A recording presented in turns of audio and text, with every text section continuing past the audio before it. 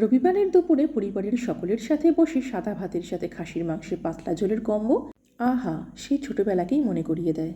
আর specially এটা যেহেতু দেশি খাসি, তাই এত সফট যে কড়াইতেই রান্না করে ফেললাম। আগের দিনগুলোতে কিন্তু এরকম দেশি খাসি পাওয়া যেত, আর সেই ঝোলের স্বাদ এখনো মুখে লেগে আছে। মনে আছে ছোটবেলায় রবিবার যদি বাবার ডিউটি না থাকতো, তাহলে সকাল সকাল বাবা বাজার করে ফিরেই মাংস মাখতে বসে যেত। বড় একটা গামলাতে মাংসকে সব মশলা দিয়ে একসাথে প্রায় 10 মিনিট ধরে হাত দিয়ে ভালো করে মাখিয়ে তাকে থালা দিয়ে চাপা দিয়ে রেখে দিত প্রায় 1 ঘন্টা। রান্নাটা অবশ্য মাই করতো। অতক্ষণ মাংস সব মশলাতে মাখা অবস্থায় থেকে অনেকটাই নরম হয়ে যেত। তাই মাকে দেখতাম কড়াইতেই সে খাসির মাংস রান্না করতে, প্রেশার কুকারে নয়।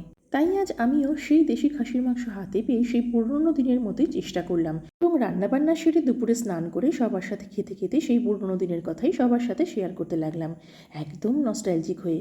সত্যি সবার ছোটবেলা বোধহয় এরকমই হয়।